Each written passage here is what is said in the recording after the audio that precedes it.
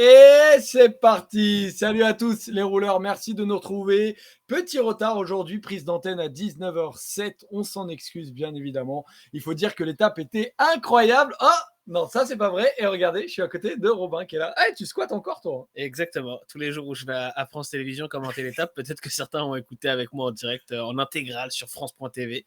Et ben, j'ai pas le temps de rentrer chez moi pour faire l'émission, mais comme je veux quand même vraiment être avec vous, je viens chez Joseph. Ah, ça fait plaisir d'être avec toi, mon Robin. Et mon Polo, hey, toi, t'es pas avec nous? Ah non, j'avais aucune envie d'être avec vous, c'est pour ça que je suis resté chez moi et je suis très bien. Mais je vous vois tous les deux très serrés, très proches l'un de l'autre. Ça Ah me ouais, et réchauffe il le me cœur crie et dans l'esprit. l'oreille. C'est vrai que je te crie dans l'oreille. Je te crie dans Vous l'oreille. voir tous les deux comme ça me remplit le cœur de joie. Ah, ça fait plaisir. Ça fait plaisir, mon Polo, parce qu'on a besoin d'un peu de joie, parce que c'était pas l'étape la plus incroyable qu'on ait pu voir. Bon, on est quand même bien servi depuis le début du Tour de France, mais cette 15e étape, c'est vrai, elle n'était pas folle. Donc on se retrouve comme tous les soirs pour débriefer cette étape, les amis. Et victoire de Wout Poels à Saint-Gervais-Mont-Blanc, une étape plus calme qu'hier et que d'autres jours aussi. Je me rapproche de toi. Et du coup, On peut pas, c'est bloqué. je peux venir dans ton cadre, Polo. Robin. Ça me régale. Ça me fait beaucoup rire.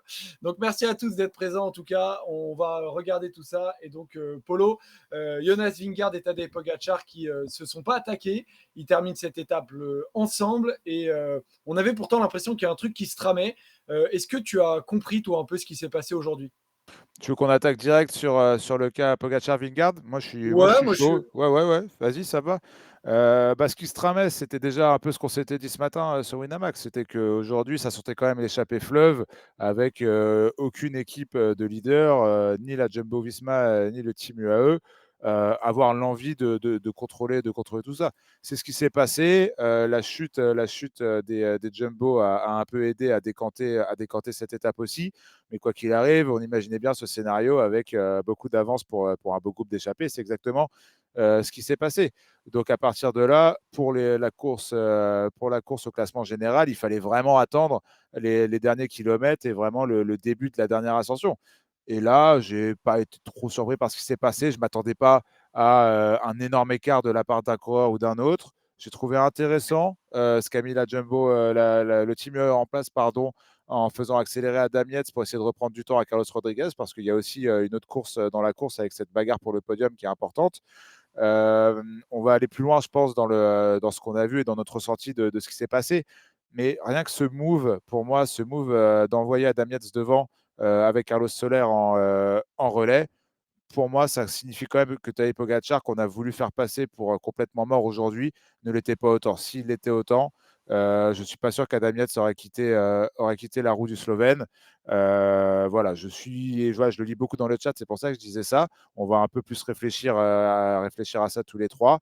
Mais finalement, statu quo, pardon, entre les deux, je m'attendais vraiment à ça. Je- En fait, c'est trop important ce qui va se passer mardi et mercredi. On ne se rend pas compte du contre-la-montre et surtout de l'étape reine du Tour de France le lendemain. C'est là que tout va jouer. Et je pense que là, on compte ses coups de pédale jusqu'à ces deux étapes vraiment décisives. Ouais, et pourtant, alors pour ceux qui n'ont pas vu, effectivement, on a vu donc les deux équipes, la Jumbo comme UAE, décider de ne pas jouer l'étape aujourd'hui, en tout cas avec les favoris. On les a vus mettre du monde dans l'échappée avec Marc Soler et Wout van Aert, qui même étaient dans les trois au final pour se jouer l'étape. C'est pas eux qui l'ont gagné, c'est Wout Poels. Mais Robin, on a vu quelque chose se mettre en place. Pour Polo, c'est vraiment se regarder en chien de faïence en attendant mardi. Est-ce que pour toi, t'as un peu la même analyse que Polo? Moi, j'ai rien compris aujourd'hui de la dernière montée. Honnêtement, Ah ouais. j'étais complètement perdu. J'étais à l'ouest. Je comprenais rien du tout. En fait, j'ai cru, moi, quand Adam Yates s'échappe, je me dis, c'est pas prévu ça. C'est Tadej Pogacar qui peut pas suivre Adam Yates. Au début, je l'interprète comme ça. Ceux qui ont suivi l'étape avec moi sur France TV ont dû être peut-être se marrer si vous aviez compris. Et en fait, je me dis, il est mort, Tadej Pogacar. Il ne peut pas suivre Adam Yates. Et tout de suite après, ce que je me dis, c'est qu'est-ce que fait Jonas Vingegaard? Pourquoi il n'attaque pas? On voit que Pogacar est cuit. Et au début, en fait, ce que je me dis, c'est Adam Yates n'a pas réalisé qu'il est en train de lâcher son leader. Il s'en rend pas compte. Donc Vingegaard, il faut qu'il attaque absolument. Pourquoi il ne le fait pas? Et en fait, 1 kilomètre plus loin, quand Tadej Pogacar place une attaque, je me dis, attends, c'est quoi cette histoire? Qu'est-ce qui se passe? Il n'est pas mort en fait? Et honnêtement, j'ai rien compris. Honnêtement, j'ai vraiment pas saisi la stratégie. Est-ce que parce que il était vraiment, tu avais l'impression qu'il avait du mal à suivre la roue de Jonas Vingegaard à certains moments. Carlos Rodriguez est revenu de l'arrière, c'est lui qui mettait le tempo. Et moi, j'avais l'impression que Pogacar, il était tête basse, un peu à la limite, à deux doigts de craquer et de lâcher la roue de Vingegaard. Vingegaard était repassé devant d'ailleurs de manière littérale. Il était devant lui, c'était lui qui menait la danse. Et j'ai cru que Poggi était mort. Et finalement, non. Mais du coup, j'ai du mal à analyser ce qu'il a voulu tenter sur cette étape. Ça vaut bien un petit sondage, ça, mon Polo, de demander au chat peut-être ce qu'ils en ont pensé, eux. Est-ce que pour vous, Pogacar a un peu bluffé Mekou, par exemple, dans le chat, dit que Poggi est un mauvais acteur. D'autres disent que vraiment, il est cuit après ces 2 semaines où il a fait beaucoup d'efforts. Moi, en tout cas, ce que j'ai vu, Robin, c'est que, jeu d'acteur ou non, j'ai vu un Pogacar, un Vingegaard qui n'a pas répondu à cette attaque-là. Comment est-ce que tu l'interprètes? Alors au début, je suis devenu fou. Je me suis dit, qu'est-ce qu'il fait? Après, je pense en effet que ne pas aller sur l'attaque de Yates, c'est logique. Yates, il a plus de 5 minutes au général. Ils s'en contrefou complètement, Jonas Vingegaard. Par contre, dans les 2 kilomètres qui ont suivi, parce qu'il restait plus de 2 kilomètres à ce moment-là, j'ai trouvé un Vingegaard hyper nerveux. Mais le nombre de fois qu'il s'est retourné pour regarder où était Tadej Pogacar, alors qu'il était juste dans sa roue, il se passait rien, quoi. Il se retournait toutes les 10 secondes et franchement, il allait se faire un torticolis.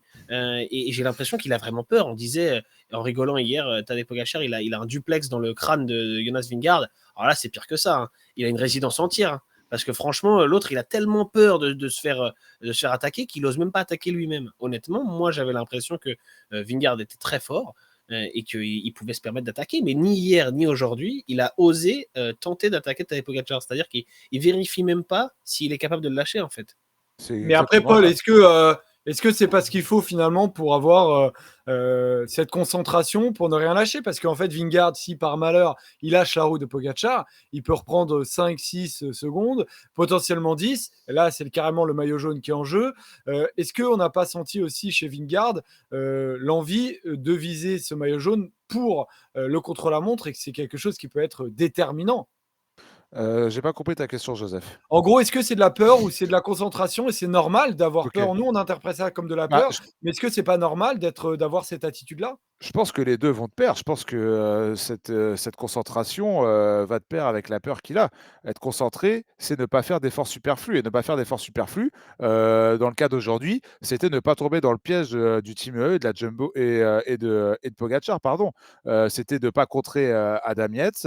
C'était de peut-être pas, penser que Pogacar faisait l'acteur derrière et qu'il était moins bien parce que moi, c'est ma théorie et peut-être que je me trompe, on le saura jamais.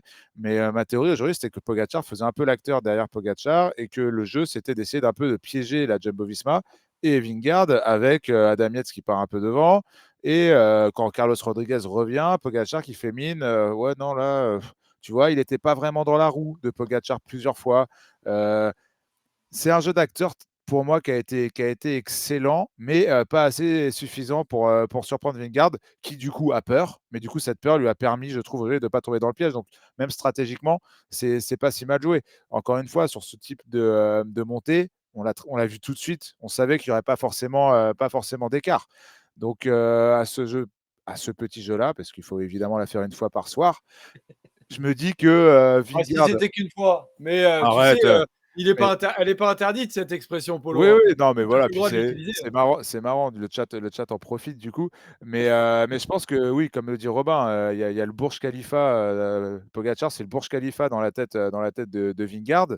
Mais après, je pense que Vingegaard, eh ben, on en parle souvent de ces étapes qui lui conviennent, et cetera. Bah, je pense que quand il parle d'étapes qui lui conviennent, bah, je pense qu'il parlait Il pas parle des forcément de ce Champs-Élysées, c'est week-end. ça? Il attend la dernière. Non, je pense qu'il parle du contre-la-montre où il sera tout seul, il aura pas de Pogacar dans sa roue ou devant lui. Et il sera tout seul, face au chronomètre Ouais. et à ce Ouais. moment-là, je pense que Vingegaard fera des écarts là.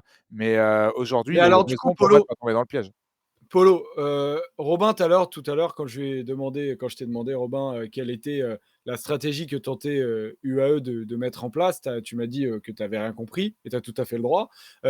Polo, est-ce que toi, tu as compris ce que UAE véritablement a tenté de mettre en place pour essayer de déséquilibrer un tout petit peu Jonas Vingegaard? Je ne sais pas si c'était pensé et volontaire, qu'on avait réfléchi à ça avant le début de l'étape, mais pour le coup, moi je l'ai comprise. Je l'ai comprise, parce que, Damiez doit jouer un podium aussi derrière, que Carlos Rodriguez est plus loin, est lâché.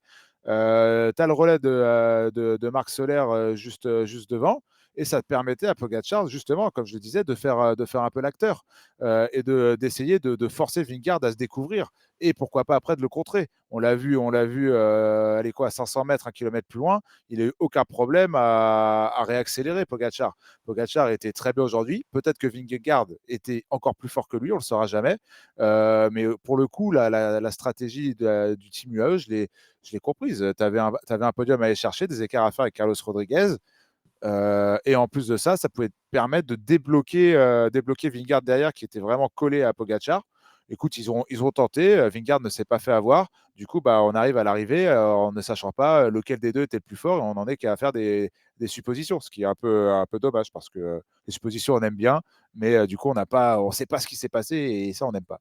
Moi, j'ai quand même un petit doute, Polo, sur le fait que Tadej Pogacar soit très bien aujourd'hui. Et comme d'habitude, on va dire, j'ai quand même l'impression qu'il était moins bien, honnêtement, quand il attaque. Ok, moi, ça m'a surpris qu'il attaque parce que dans mon esprit, en fait, il était à la ramasse.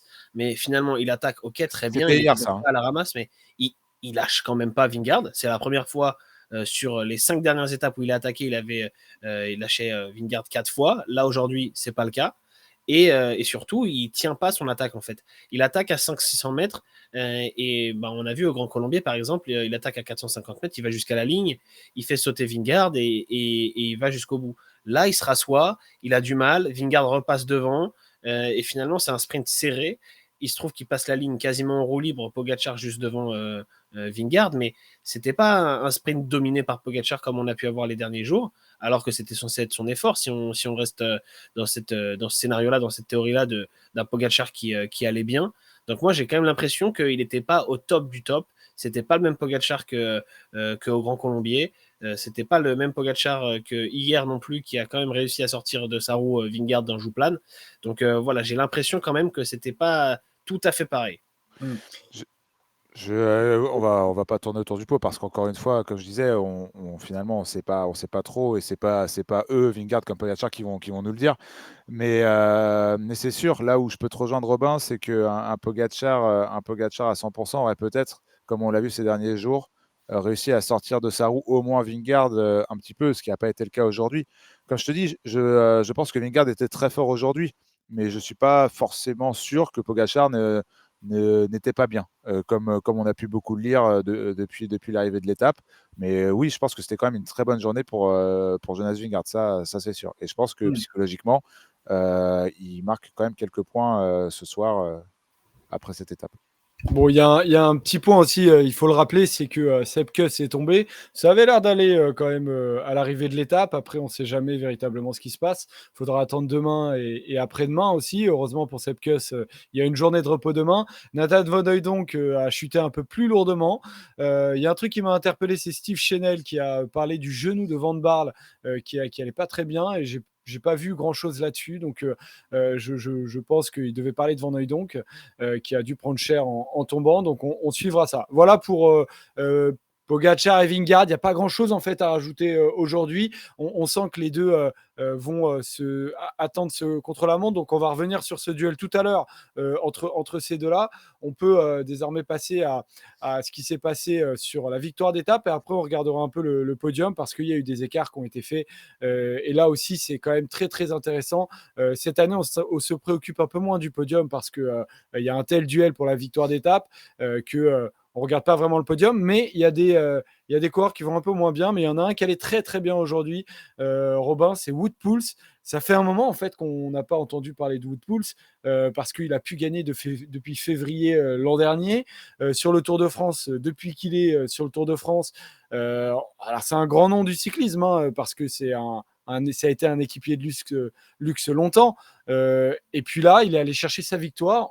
Pourtant, je sais pas toi, mais moi je voyais quand même plus Thibaut Pinot et Wout van Aert dans cette échappée, quoi. Ouais, c'était peut-être pas le premier nom, Wout van Aert, pardon, Wout Poels, quand on a vu la composition. On pensait en plus qu'il allait bosser pour Mikel Landa, son leader au départ du Tour de France, qui s'est retrouvé dans cette échappée et qui était un peu des épouvantails sur le papier. Finalement, c'est lui qui a mieux senti la course, c'est lui qui a su suivre l'attaque de Marc Soler, qui part sur le haut de l'avant-dernière difficulté, on va dire. Van Aert y va et Pouls y va aussi parce qu'il comprend que c'est le moment. Il a fait ça sur un peu l'expérience et après le groupe de derrière s'est regardé, a mal collaboré et puis dans la dernière montée, il faut dire aussi que le groupe de derrière en fait était moins fort. Donc peut-être aussi que quand Soler est parti et que Van Aert y est allé, il y avait que Pouls qui était capable de suivre. Il y a eu Neylands aussi et finalement plus qu'un choix tactique, peut-être qu'à ce moment-là, c'est physique, la composition de ce groupe-là, parce que Martin, Pinot, ok, ils étaient des gros noms de cette échappée, on pensait que c'était des favoris pour la victoire d'étape, mais dans la dernière montée, ils se sont fait manger. Pouls, il a creusé l'écart sur tout le monde dans la dernière montée. Donc franchement, il a grave mérité sa victoire, il allait la chercher comme il fallait, en pur grimpeur qu'il a été et qu'on avait un peu oublié. Il était très très heureux et très touché à l'arrivée. Évidemment, il y avait une pensée pour Gino Madère. Et puis surtout, c'est sa première victoire d'étape sur le Tour de France à Wood Pouls, qui avait eu des galères sur cette course. En 2012, il avait eu une chute très grave. À l'époque, il était chez Vacances Soleil. Il s'était percé la rate. Il avait eu un problème au poumon, des côtes cassées. C'était très sérieux quand même comme accident. 7 mois sans vélo. Donc il avait potentiellement de mauvais souvenirs. Entre-temps, Paul a dit il a été un coéquipier pour Chris Froome, notamment dans ses grandes années. Il s'était démontré, il démontrait ses qualités en haute montagne. Je me rappelle sur la Vuelta, il avait tracté Chris Froome dans l'Angliru. Bon, aujourd'hui, sur des gros pourcentages dans la Côte des Amarants, il a montré qu'il était le plus fort et il a confirmé jusqu'au sommet. C'est vraiment un mec des gros pourcentages en fait, Wood Pouls Polo. Et Robin parle de l'Angliru. Là, il y avait des sacrés pourcentages dans le BT et aussi dans la Côte des Amarants. Il les a bien digérés, quoi, en fait. Il les a bien digérés. Je vais pas paraphraser tout ce qu'a dit Robin, c'est très juste et j'aurais pas grand-chose d'autre à dire sur Wood Pouls. Moi, ce qui m'impressionne, c'est qu'on parle d'un mec qui a pas mis un coup de pédale un peu sérieux depuis 5 ans. Mais vraiment, c'est. Alors après, on dit que ça s'oublie pas, etc. Et que oui, forcément, l'étape du jour, elle convient parfaitement à ses qualités. Mais pour moi, c'était des qualités qu'on n'avait pas vues depuis ce Tour d'Espagne-là, où il est extraordinaire aux côtés de Chris Froome. Donc tant mieux pour lui. Cette réincarnation, cette renaissance fait vraiment plaisir. Et surtout dans ce contexte Bahreïn, avec la disparition de Gino Madère, voilà, c'est hyper touchant. Il se passe quelque chose. Il y a, je pense, un supplément d'âme qui fonctionne hyper bien dans cette équipe et qui est naturel. Par contre, il y a une chose est sûre, c'est qu'à chaque fois, quand on a une échappée comme celle-là, c'est jamais les coureurs qu'on attend. Je ne sais pas si ça vous fait cet effet-là. Et nous, on est bien placés parce qu'on doit faire nos JDE le matin, on Non, doit faire mais des paris pendant l'étape, etc., ou je même suis, avant je suis l'étape. totalement d'accord. D'ailleurs, Moi, Burgodo qui fait 3 de cette bien étape-là, sûr, et j'allais c'est y venir. hallucinant. C'est bravo à lui, tu vois. Mais Burgodo, c'est pas du J'allais y tout le venir. profil du BT, quoi. Lawson Craddock, Burgodo, qui finissent du coup derrière Wout van Aert et Wout Poels.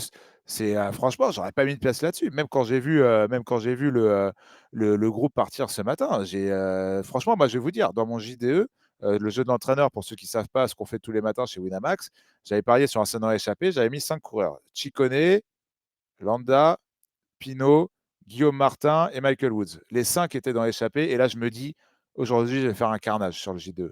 Parce que pour moi, c'était 5 coureurs qu'on avait vus très Je pensais forts. qu'il partait en vacances ce soir, Polo. Oui, sans vous dire au revoir. Pas de troisième semaine pour Polo. Ou du moins pas sur les routes du Tour. Non, plus sérieusement, je m'attendais à ce que ces coureurs-là soient vraiment les gros coureurs de cette échappée. Chicone dans un autre rôle. On savait qu'il n'allait pas jouer l'étape. Il était là pour autre chose. Mais Michael Woods, qu'on a vu très fort depuis quelques jours. Landa, Pinot, qui sont des coureurs de référence. Et Guillaume Martin, qui a montré aussi de très belles choses. Bah, tu te dis que ça allait jouer entre ces coureurs-là. Tu avais peut-être d'autres coureurs qu'on pourrait rajouter. Mais voir Wood Pouls, Wout van Aert, Mathieu Burgodo et Lawson Craddock à l'arrivée, bah franchement, celui qui a trouvé ça, félicitations à lui, parce que moi, j'étais loin d'imaginer ce top 5 à l'arrivée. Non, non, c'est sûr. Alors, du coup, du côté des Français, on a Mathieu Burgodeau qui fait troisième, Pinot qui fait sixième, Martin qui fait septième, Guglielmi qui fait neuvième et Barguil. Guglielmi, qui finit devant Barguil. Ouais, Tu bah vois, parce même que quand tu Barguil, paries en après, il s'est live. un peu brûlé les ailes, quoi. Ouais, bien sûr, mais bon, il faut le Il deviner. faut tenter, Guglielmi ouais. va finir devant Barguil sur ce genre d'arrivée. Non, Pas non, mais facile. c'est clair. C'est clair. Après, je sais pas si, Robin, toi, t'as des regrets ou si t'attendais quand même, par exemple, un Pinot un peu plus haut. Je sais pas si c'est les jambes ou une question de choix, si au sommet du col des Aravis, au moment de l'attaque de Wout si c'est un choix de ne pas le suivre, puisque c'est à ce moment-là, effectivement, que ça se joue. Pour moi, c'est les jambes. J'attendais bien mieux de Landa, Pinot, Martin, on va dire, ces trois-là. Je crois que ça passe, les micros, si on laisse comme ça. Ouais, mais ça ça va. passera encore mieux, je pense. Pour arrêter de le bouger à chaque fois, ça va faire du bruit pour les gens. Ah bon.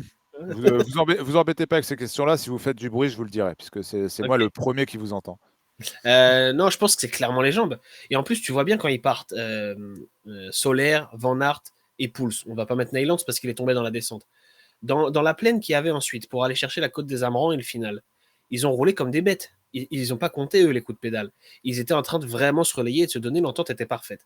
Alors que derrière, tu avais un groupe de 10-12 avec Pinot, Martin, Landa. Landa donnait pas un coup de pédale, logique, il avait Wout Poels à l'avant.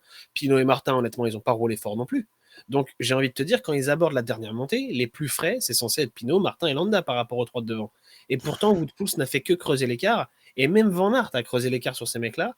Et qui finissent très très très loin. Et le seul qu'ils ont finalement repris, c'est Marc Soler qui s'est laissé aussi, je pense, un peu décrocher pour attendre Pogacar. Donc franchement, je pense vraiment, Oui, c'est sûr. voilà, mais je pense vraiment que la différence, elle s'est faite à la pédale.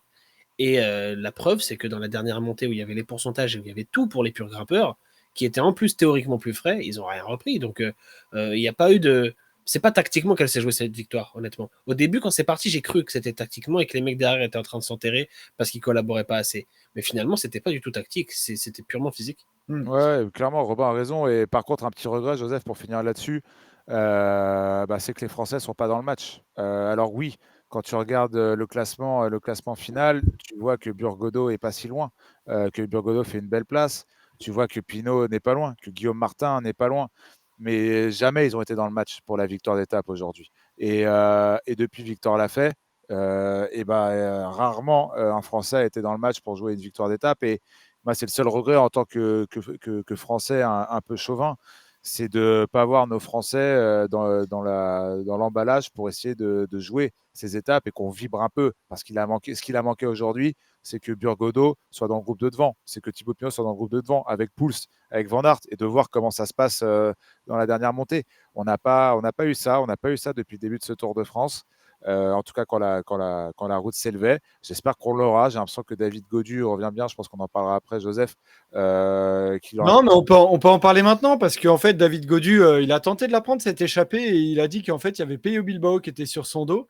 Donc, pour le moment, en fait, il a pas de ticket de sortie en début d'étape, David Gaudu. Donc, c'est horrible comme tour, en fait. Et pourtant, après, il monte bien à la fin, quand même. Ça, c'est rassurant. Et il en aura moins après l'étape qu'il fait aujourd'hui, parce qu'en plus d'un bon de sortie, aujourd'hui, il a rappelé à tout le monde que c'était quand même un des meilleurs grimpeurs du peloton. Il est aujourd'hui là où j'aurais aimé qu'il soit pendant tout le Tour de France.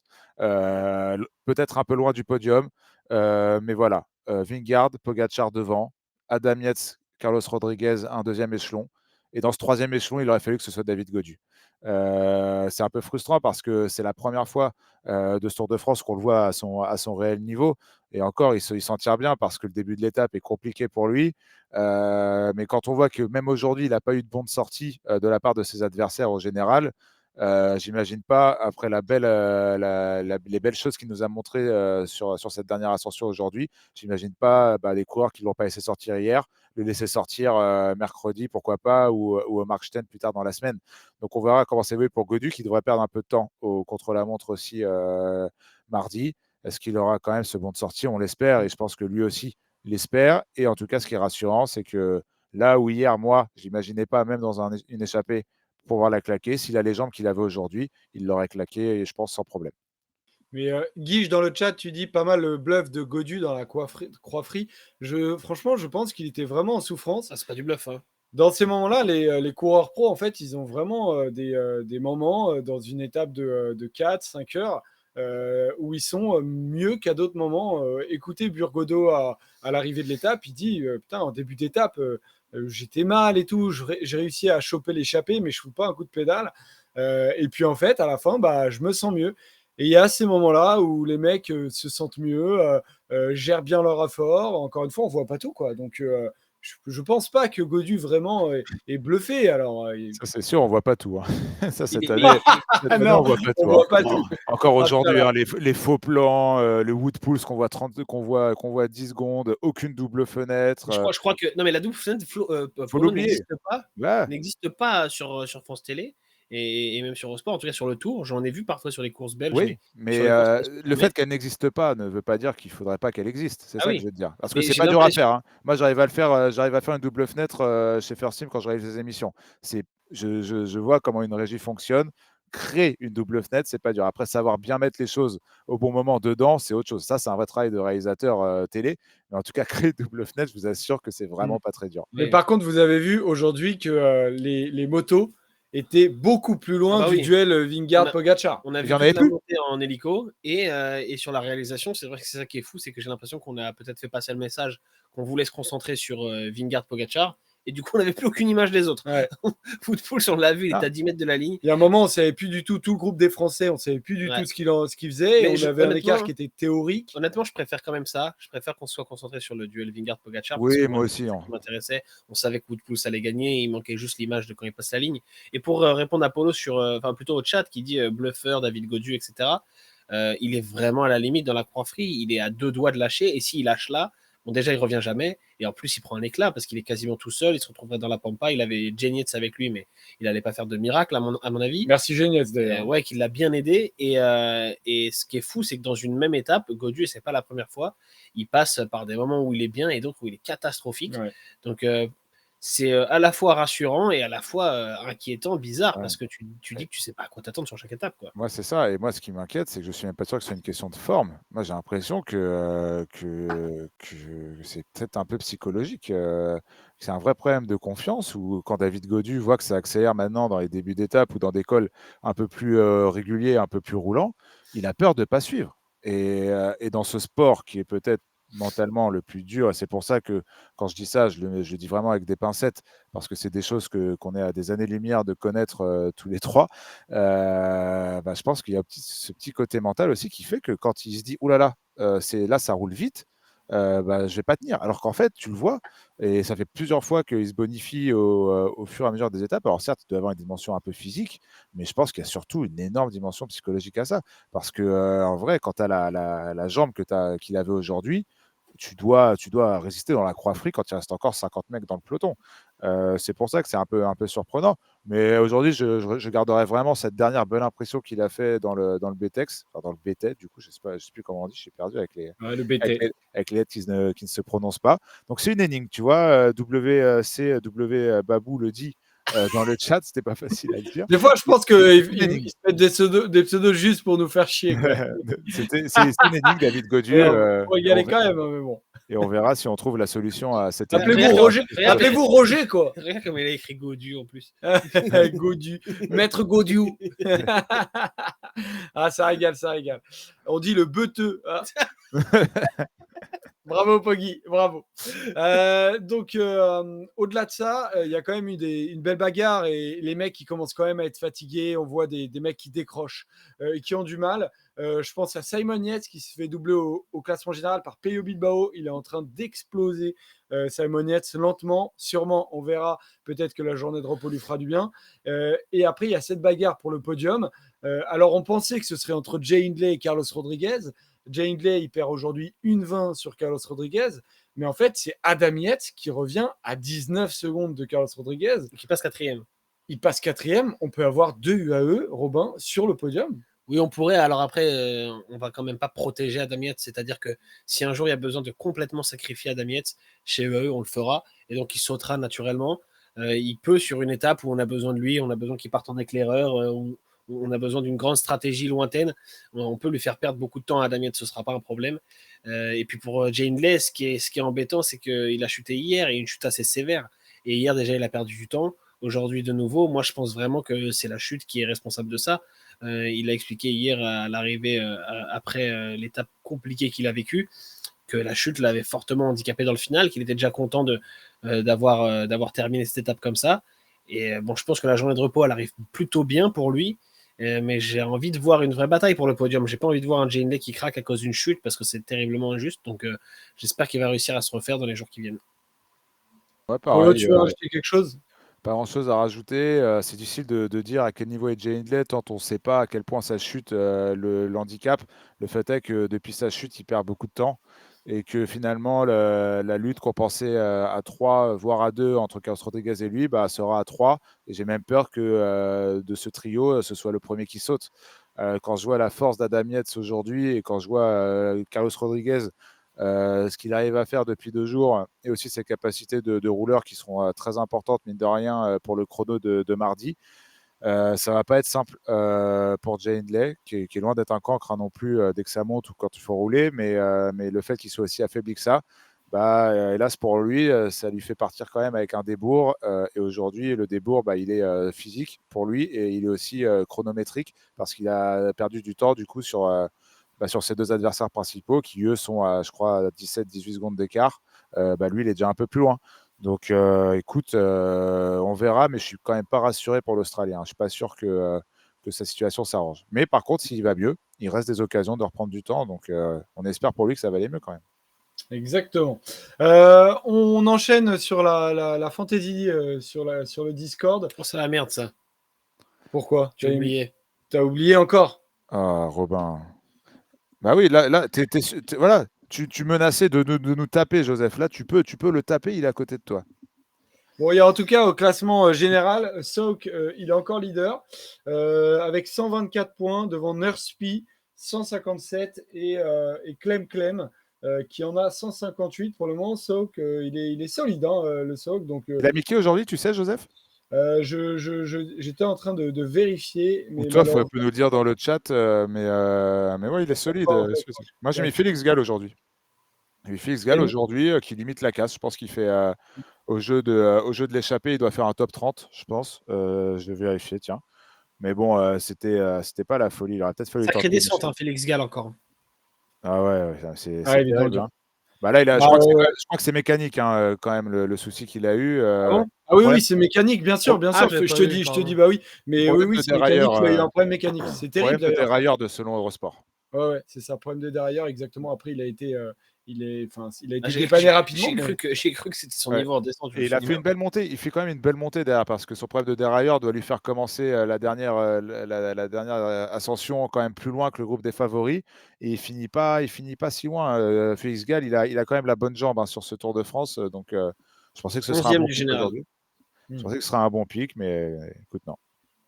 Il y a mon petit frère, les gars, qui est 38e à la Fantasy Discord. Voilà, c'est ma fierté. J'estime Pas que mal. c'est lui qui joue et c'est plus moi. Je ne donnerai désormais que son score.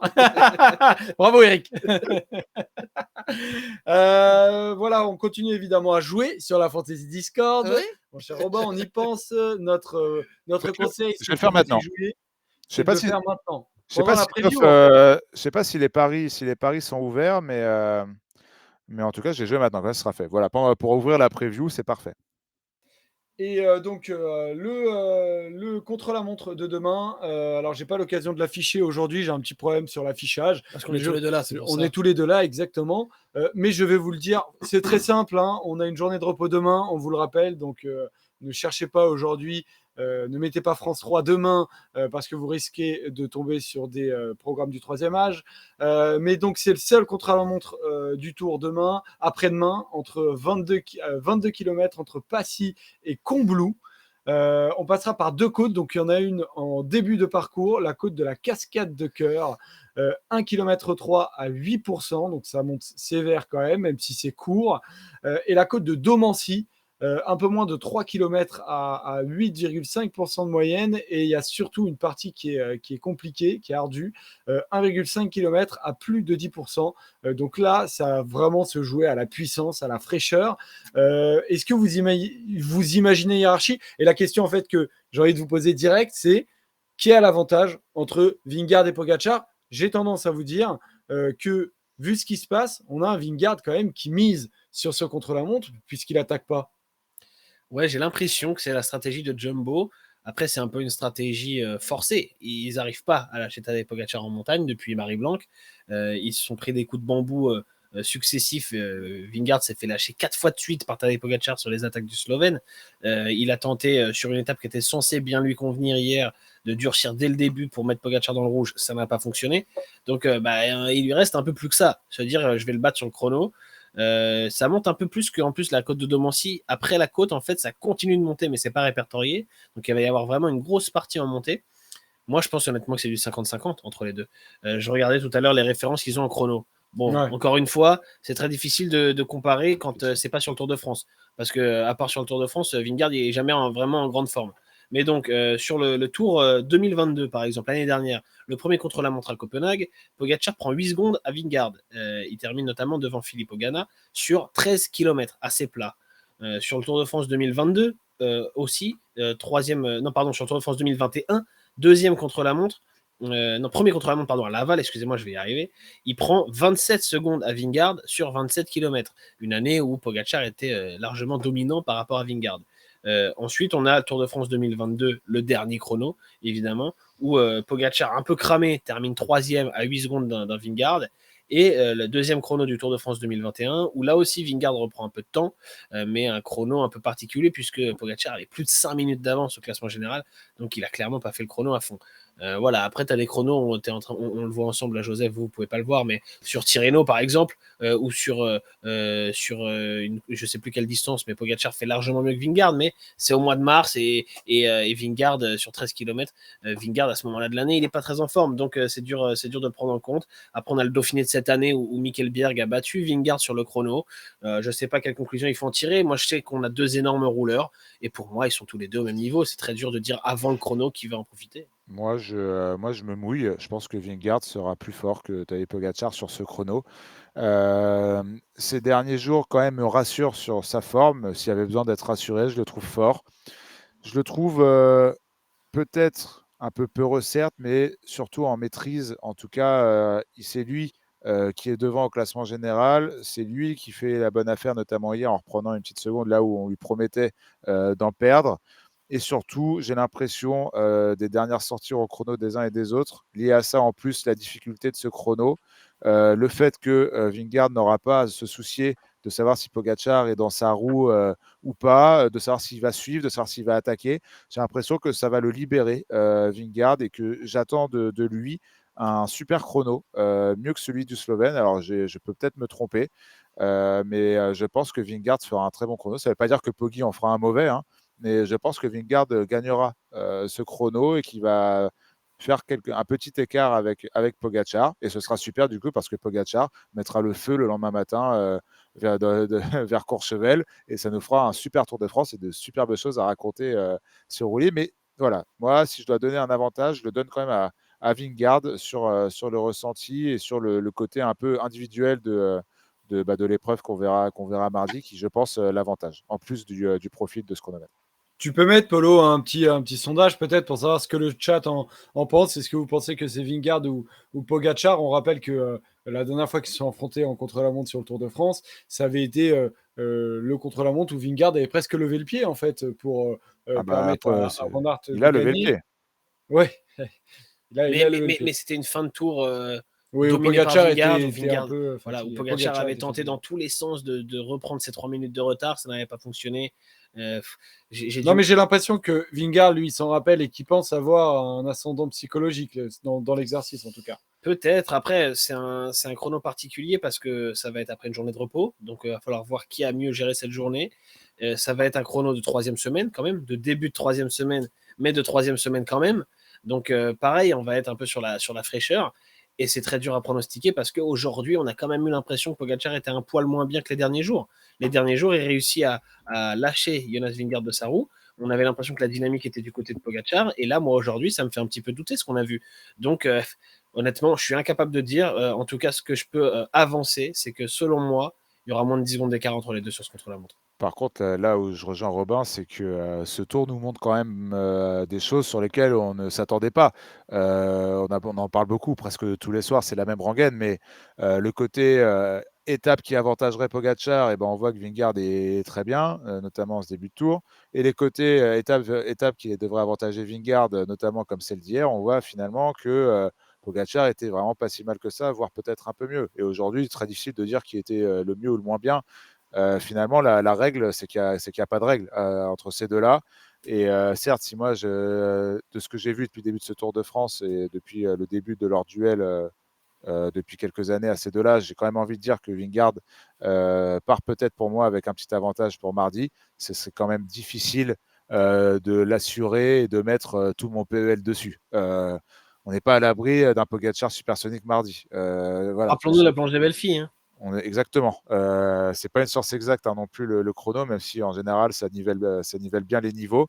Ce sera pas facile et Dieu sait qu'il se passe des choses surprenantes sur ce Tour de France. Donc voir Pogacar battre Vingegaard, ce sera pas non plus quelque chose d'extraordinaire, quoi. Voilà pour le duel Pogacar Pogingard. Voilà. Vingegaard. Pogingard. Par contre, après, il y a toute une hiérarchie aussi, peut-être qu'on connaît un tout petit peu moins. On sait que Carlos Rodriguez est un bon rouleur. Il va y avoir pas mal de coureurs qui, pour le podium, vont quand même faire des écarts. Adam Yates, Carlos Rodriguez, Sepp Kuss, Simon Yates. Voilà. Et comment est-ce que vous imaginez cette hiérarchie dans ces hommes-là, Robin? Moi, je dirais que le plus fort là-dedans, c'est Simon Yates. Sauf que sur les 2 derniers jours, on voit qu'il est clairement en dessous des autres. Il est clairement en dessous d'Adam Yates, de Carlos Rodriguez, peut-être même de Sepp Kuss. Donc, je ne sais pas trop comment l'analyser. Ce qui est sûr, c'est que Sepp Kuss va faire le chrono à fond, parce qu'il va comme ça pouvoir donner des temps de référence à Jonas Vingegaard. Adam Yates, pareil, comme ça, il pourra donner des temps de référence à Tadej Pogacar. Simon Yates, lui, il a potentiellement à gagner là-dessus. Il peut peut-être reprendre du temps. Hein. Jay Hindley, après, il est loin. Il a pris quand même de sacrés éclats ces 2 derniers jours. Simon Yates, il est quand même à 4 minutes maintenant de Sepp Kuss. Non, pardon, de Jay Hindley. Encore plus, il est à 5 minutes quasiment de Carlos Rodriguez et d'Adam Yates. Ça va être compliqué, mais en temps normal, j'aurais dit lui. Là, en vérité, ce qu'on va surtout regarder, c'est le duel Carlos Rodriguez-Adam Yates pour le podium. Et si je dois donner un petit avantage, je le donne à Adam Yates, qui me fait quand même forte impression sur les derniers jours. Et Adam Yates, qui est un très bon rouleur aussi, hein, globalement. Donc ça va être très intéressant à suivre. Polo, toi, à qui est-ce que tu donnes un avantage, sachant que c'est compliqué à lire? On sait que la fraîcheur rentre beaucoup en compte. Ouais, mais c'est pour ça que moi je mets Carlos Rodriguez. Carlos Rodriguez, quand il est en forme et qu'il a cette fraîcheur dont tu parles, Joseph, est un coureur qui roule très vite. On l'a vu notamment sur la Vuelta. Carlos Rodriguez est capable de faire d'excellents chronos et Carlos Rodriguez, au niveau fraîcheur, est celui, en tout cas du podium, même s'il y a bagarre avec Adam Yates, pour moi, est celui qui fait meilleure figure. En tout cas sur ce week-end. Donc moi, je mettrais une petite pièce sur Carlos Rodriguez aussi. Vous connaissez l'adage, hein, si moi je mets une petite pièce sur Carlos Rodriguez, c'est qu'au minimum, il va avoir une crevaison pendant ce contre-la-montre. Mais voilà, si j'avais un mec à choisir dans ce trio, ce serait plutôt Carlos Rodriguez pour tirer les marrons du feu mardi. Alors, dans le chat, qu'est-ce que vous êtes en train de dire pour le vainqueur du contre-la-montre? Donc, de manière directe, il y en a pas mal qui sont en train de parier sur Wout van Aert. Trop c'est dur. vrai, trop dur pour lui, selon Je toi? pense. C'est Pogacar. Pogacar ou Vingegaard. Pogacar a gagné le sondage avec 52% contre 48% pour Vingegaard. Oh là là, c'est serré à chaque fois les sondages, Ouais. c'est incroyable. Donc, Robin donne l'avantage entre Vingegaard et Pogacar plus un autre, un autre coureur. Polo, Oui. est-ce que toi, il y en a certains que tu vois le faire à fond, s'être préservé? Je pense à Campenart notamment. Ils seront beaucoup à le faire à fond, mais par contre, là, je rejoins Robin. Il y a aucune autre possibilité que la victoire échappe à Vingegaard ou Pogacar. Il faudrait vraiment un séisme, que les deux chutent, que les deux ne se relèvent pas, parce que je pense même que si ils chutent et qu'ils se relèvent ou qu'ils ont un problème mécanique, ils seront quand même les deux devant. Je n'imagine pas une seule seconde Pogacar ou Vingegaard ne pas gagner cette étape. Ok. Trop dur Donc, pour les rouleurs, Joseph. Tu vois, et le profil notamment d'ASO écrase. Mais on rappelle que c'est la côte de Domancy qui monte au pied de la dernière difficulté. Et après la côte de Domancy, ça continue à monter vers Combloux. C'est très dur. Ça monte peut-être pas autant que le chrono de Megève en 2016, mais le départ est plus dur. Et en plus, ça monte assez fort. Donc, Oui. vous arrêtez de chuchoter, je vous dérange? Non, mais Non, c'est non, fou, j'étais ça. en train. Tu sais quoi, j'étais en train de poser une question à Robin d'ordre. Justement, je lui demandais si c'était bien la côte de Domancy où Bernard Hinault était champion du monde. Je me souvenais plus. À J'avais un Salanches en vague- 80. à Salanches. Ouais. Celle où Bernard Hinault est champion du monde, celle où Romain Bardet, en tout cas dans la descente, attaque en 2016, aussi. Voilà, c'est cette côte-là, la côte de Domancy. Donc ce sera très dur. Donc tu vois, tu me parlais d'un Campenard, tu me parlais des rouleurs, ils feront peut-être de leur mieux, mais ils seront très très loin à l'arrivée. Et dans le chat, vous évoquez quelques noms qui, en tout cas, tenteront au moins de s'immiscer parmi les 5 premiers en Cavagna espérant. avait fait un très bon Voilà, il y a chrono Cavagna. sur la planche des belles filles il y a 3 ans. Voir Et s'il qui est peut se pas si surpasser. visible que ça, Cavagna, sur les tout derniers jours là. Mm. Donc, À voir. Michael Bierg aussi, s'il le fait à fond, mais il a beaucoup bossé, il Michael a Bierg, ces derniers bossé, hein, temps. Donc, Michael Berg. on verra, on verra. Ce sera intéressant de voir qui arrive derrière, notamment ces deux-là. Ce sera vraiment intéressant à suivre. Exactement, exactement. Bon, bah voilà, les amis, on a terminé pour aujourd'hui. Il Du n'y a pas le coup, qui suis-je. Alcaraz a gagné Wimbledon, je messieurs? vais faire un qui suis-je avec toi. Bah, C'est si, une, tu fais sur c'est- l'ordi, tu c'est caches. une info, les gars? Alcaraz a gagné à Wimbledon ou pas? Ouais, il servait pour le 7, je crois, ouais. Ah bah voilà, victoire d'Alcaraz, incroyable. Alors pour la petite anecdote, j'ai fait beaucoup de paris aujourd'hui sur Winamax et je me refais après avoir perdu Mais tout mon non, mais toi, t'as argent au parié. Mais vélo. non, mais Polo, t'as parié 3-7 gagnants. J'ai Non, mais il n'y a parié pas les de deux, raison. Joseph, t'as pas écouté. Ah. Et du coup, c'est avec Carlos Alcaraz aujourd'hui que je me refais de tout l'argent que j'ai perdu à cause du cyclisme aujourd'hui. Bon, c'est pas vrai parce qu'au J2, je prends aussi quelques euros. Mais merci Carlos. C'est peut-être un passage de témoin avec le boss de Wimbledon, Novak Djokovic. Il y en a qui demandent dans le chat, il n'y a pas de rétro aujourd'hui. Non, je suis désolé. Comme j'ai travaillé toute la journée, j'ai Ça pas eu s'est le temps de bien la passé préparer. d'ailleurs sur France Télé. Très bien, ouais. On a été un peu moins gâtés en termes d'étapes que la dernière fois. Pour ceux que ça intéresse, on commentera de nouveau l'étape du Markstein samedi prochain, la dernière étape de montagne, donc sur France.tv, toute la journée en direct, il n'y a pas de pub. On parle vraiment beaucoup de vélo, on ne parle pas non plus de patrimoine, on n'a pas les images des châteaux et tout. Non, mais c'est vrai, c'est la promesse. Donc on est concentré vraiment que sur la course. On vous promet, on vous montre aucun château. Merci à ceux qui me félicitent pour France Télé, c'est cool. J'espère que vous avez aimé regarder, mais du coup, la rétro reviendra dès mardi. Et ben voilà. Tu vois, la rétro, elle plaît. C'est vrai, il y a des gens qui demandent. Il doutait, Robin. Il doutait. Donc dites-lui que sa rétro, elle est bien. Oui, la rétro, elle régale. Je ne vais pas aller encore à la Garde- pêche au compliment parce que Si, moi, j'ai si. déjà dit il y a quelques jours que c'était cool. Par contre, Joseph, il a plu que tu parles dans le micro, je crois, Robin. Donc, si tu veux parler, rapproche-toi de lui parce qu'il a Pour parler. Non, il c'est a bon, c'est perquis mon le micro. C'est mon micro maintenant. C'est chez moi, Robin. Allez, qui suis-je, les amis, pour terminer? Je suis un coureur qui court le Tour de France actuellement. Thibaut Pinot. J'ai plus de 30 ans. Thibaut Pinot. Il n'a pas plus de 30 ans, mais qui ne connaît pas les âges. Je suis dans une équipe qui n'est pas une équipe européenne. Dans ma carrière, j'ai gagné 2 fois. Lawson Craddock. Bon, il est trop chaud, lui. En fait, je connais ta gymnastique mentale, Joseph. C'est pour ça. J'ai très peu de. Enfin, je sais comment tu mérite. réfléchis. Tu as regardé un peu le top 10 que tu avais sous les yeux de l'État pour trouver un mec vite. Après, forcément, il a plus de 30 ans. Il n'est pas dans une équipe européenne. Forcément, moi, je cherchais qu'un mec de l'échappée depuis le début. Donc, Tu sais où il est né? non, dis-moi. Il est né dans une ville américaine. Il est américain, je m'en doutais. Oui, oui. Non, regarde, Van Der Poel, il est néerlandais, il est né en Belgique. Et Gonzalo Higuaín est né à Brest. Voilà. Tu dois le savoir, Robin. Alors, il est né. Et Bradley Wiggins, c'est né à Gand. Il est né dans quelle ville? J'en sais rien, moi. Donne-moi, c'est une franchise. Franchise de NBA. Il est né aux Raptors. Non, C'est même pas aux franchise États-Unis, une franchise de connard. l'Ouest. Avec un maillot Il est rouge. né à Golden State. Franchise, Avec un maillot rouge. Il est né à Houston. Exactement, Polo. Putain, tu connaîtrais pas le basketball, toi? C'est un peu mon métier aussi, hein, parce que là, on est mignon. On est mignon, on parle de cyclisme. Mon cœur de métier, c'est d'être un journaliste sportif. Tu suis la Summer League, là, du coup, en ce spécialiste moment, Polo. NBA. J'ai un œil sur la Summer League, évidemment, mais je ne la regarde pas. Sinon, tu me verrais dans de drôles d'états le matin chez Winamax.